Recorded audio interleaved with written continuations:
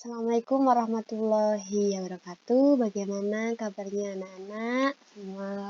Semoga semua dalam keadaan sehat walafiat. Baik, sebelum kita memulai kegiatan hari ini, marilah kita berdoa terlebih dahulu. Berdoa disilahkan. Oke, selesai. Selamat bertemu kembali dalam virtual dengan Bu Isfi Lailunur Hikmah dalam pelajaran sosiologi. Bu Isfi ucapkan selamat terlebih dahulu kepada anak-anakku yang kelas 11 sudah naik kelas 12 dan sudah tidak terasa lagi ya, sudah kalian hampir final untuk menjadi siswa di madrasah aliyah negeri. Nah, baik anak-anak, hari ini Bu Isfi pertama masuk di jam sosiologi di kelas 12 tentunya dalam keadaan dan situasi yang berbeda tentunya. Biasanya kalau kita kenaikan kelas di semester baru pasti ruang dan waktunya sangat menyenangkan sekali ya, bertemu dengan wajah-wajah baru, semangat baru, dan tentunya di kelas yang baru. Nah, hari ini Bu Isfi ketemu lagi dengan kalian di kelas 12, tapi masih dalam keadaan pandemi, jadi belum bisa bertatap muka. Seperti itu. Ya, sabar ya semuanya. Dan terima kasih untuk anak-anakku yang semester lalu sudah sangat kooperatif dalam kegiatan pembelajaran dan semoga harapannya semakin tinggi kelasnya, semakin tinggi juga semangat dan menuntut ilmunya. Oke, baik anak-anak, di hari pertama kita pada jam pelajaran sosiologi, Bu Isfi akan menyampaikan sedikit materi, gambaran tentang materi yang akan kita tempuh di semester ini.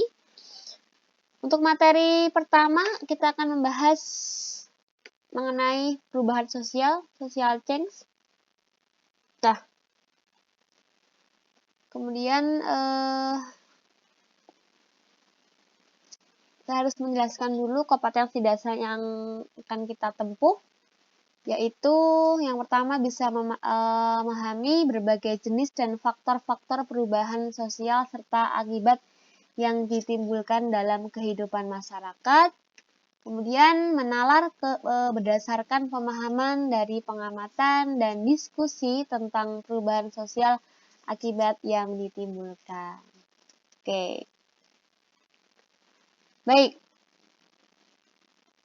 Nah, tujuannya apa? Yang pertama, siswa diharapkan bisa mendeskripsikan pengertian perubahan sosial, bisa menganalisis teori perubahan sosial, mengidentifikasi bentuk-bentuk perubahan, kemudian mengidentifikasi faktor-faktor perubahan, kemudian mendeskripsikan proses perubahan sosial. Dan yang terakhir bisa mendeskripsikan dampak dari perubahan sosial. Ini tujuan pembelajarannya. Nah, hari ini kita akan membahas dua materi mengenai pengertian dan teori-teori perubahan sosial. Walaupun hari pertama jam sosiologi langsung masuk materi saja ya, karena kita terhalang oleh waktu yang singkat, tapi harus tetap efektif dalam kegiatan pembelajarannya. Baik, oke, yuk gas. Nah, perubahan sosial. Oke. Coba Bu Isi tanya, apakah kalian atau lingkunganmu sedang mengalami perubahan? Iya enggak? Pasti iya ya. Oke, dari sini kalian sudah bisa melihat, sudah mengamati, sudah mengalami apa yang kalian rasakan, banyak fenomena atau proses sosial yang mengalami perubahan. Dan tentunya saat ini kita sudah sedang mengalami yang namanya proses perubahan dalam belajar. Tadi kita sudah sedang mengalami proses perubahan. Lalu apa itu perubahan sosial? Nah, ini ya. Menurut para ahli, yang pertama ada ahli John Lewis Gillin dan John Philip Gillin. Ini teori penjelasannya, perubahan sosial merupakan variasi dari cara-cara hidup yang telah diterima yang disebabkan baik perubahan kondisi geografis, kebudayaan, komposisi penduduk, ideologi, difusi, maupun penemuan baru. Ini menurut tokoh yang pertama. Kemudian tokoh yang kedua menurut William F. Ogden. Perubahan merupakan mencakup unsur-unsur kebudayaan baik material maupun imaterial yang menekankan pada pengaruh besar dari unsur kebudayaan material terhadap unsur imaterial.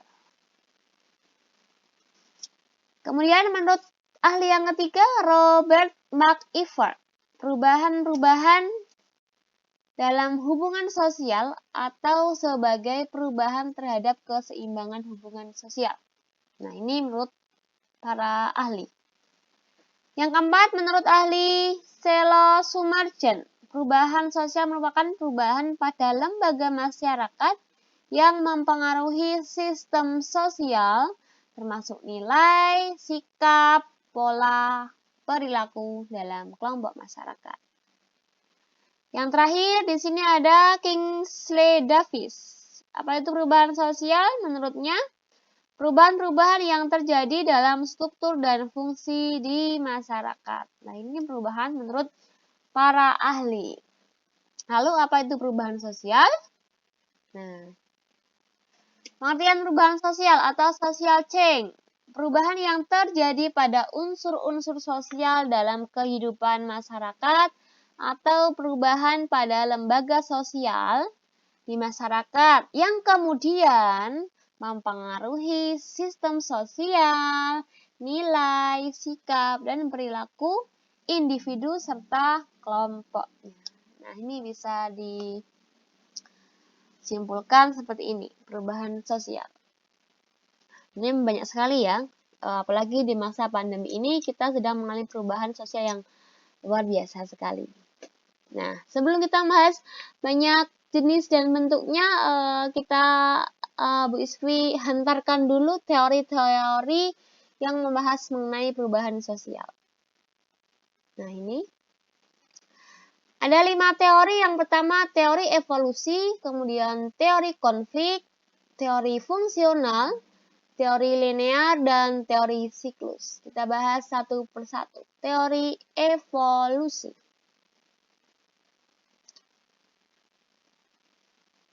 Nah, ini menurut teori evolusi, bahwa perkembangan manusia itu melalui tahapan-tahapan dari evolusi, berubah secara lambat. Nah, ada tahap pada peningkatan kemampuan manusia untuk menguasai perkembangan teknologi. Ini tahapan yang pertama. Kemudian tahapan-tahapan selanjutnya, ada peningkatan spesialisasi dan divisi unit sosial, seperti grup, organisasi, dan institusi. Awalnya mulai mengenal, menguasai teknologi, kemudian ada peningkatan spesialisasi dalam dunia kerja. Ini misalnya. Kemudian ada peningkatan dalam ketergantungan atau interdependensi. Saling ketergantungan. Nah, ini teori evolusi. Kemudian yang kedua, teori konflik. Nah, konflik berasal dari pertentangan ya, jelas ya ada pertentangan, perbedaan kepentingan. Kemudian biasanya berasal dari pertentangan kelas antar kelompok penguasa dengan kelompok yang tertindas. Nah, kemudian menimbulkan perubahan yang akan mengubah sistem sosial. Teori konflik. Nah, ini tokohnya Karl Marx. Menurut Marx, teori konflik merupakan sumber yang paling penting dan sangat berpengaruh dalam semua perubahan sosial. Nah, ini menurut Marx. Lalu menurut tokoh yang kedua, Ralph Dahrendorf. Perubahan sosial merupakan hasil konflik antar lapisan atau kelas sosial. Nah, ini teori konflik menurut dua tokoh. Ini ya. Jadi intinya adalah ada dua kelompok penguasa dan kelompok tertindas. Kemudian menimbulkan perubahan yang akan mengubah sistem sosial. Ini intinya ada dua teori menurut dua tokoh. Yang pertama Karl Marx dan yang kedua Ralph Dahrendorf. Nih, teori konflik. Kemudian yang ketiga teori fungsional. Nah, teori fungsional merupakan perubahan sosial itu bersifat konstan dan tidak memerlukan penjelasan. Nah, biasanya perubahan sosial dapat mengacaukan keseimbangan di masyarakat. Nah, jadi ketika mampu mengacaukan keseimbangan di masyarakat, nah, perubahan yang menguntungkan akan diterima. Kemudian perubahan yang tidak menguntungkan atau merugikan pasti dibuang. Teori fungsional yang berfungsi, yang bermanfaat, yang menguntungkan akan diterima oleh masyarakat. Sedangkan yang tidak menguntungkan atau merugikan akan dibuang. Ini konsep dari teori fungsional. Nah, ini ada teori dari William Cockburn. Ini teorinya menjelaskan bahwa meski unsur-unsur masyarakat saling berkaitan, namun kecepatan perubahan tidaklah sama. Ada yang cepat, ada yang lambat. Nah, ini menurut William. Teori fungsional. Lanjut. Teori linear. Nah, teori ini berbicara mengenai perubahan yang menuju ke arah kemajuan linear. Misalnya dari masyarakat tradisional ke masyarakat modern, dari masyarakat yang berkembang menjadi masyarakat yang maju. Nah, kemudian menurut Auguste Comte ada 3 tahap. Yang pertama tahap teologis, tahap metafisis, dan tahap positifis.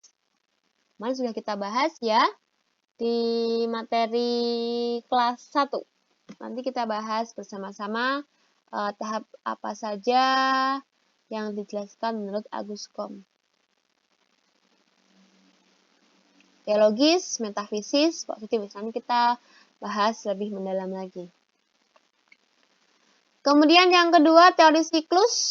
Nah, perubahan secara berulang-ulang sehingga memiliki kesamaan atau kemiripan dengan apa yang terjadi sebelumnya.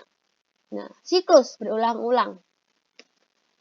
Kemudian perubahan sosial terjadi bertahap, tidak akan berhenti hingga tahap akhir. Misalnya dari kelahiran menjadi anak, dewasa, kematian, ada proses lagi namanya kelahiran, anak, dewasa, kematian, dan akan berputar siklus. Tidak ada yang berhenti pada titik tertentu. Nah, kemudian di sini ada juga teori dari Ibnu Khaldun mengatakan bahwa perubahan sosial itu ada 3 tahap. Nah, tahap generasi pembangun, generasi penikmat, dan generasi tanpa hubungan emosi dengan negara. Nah, teori siklus.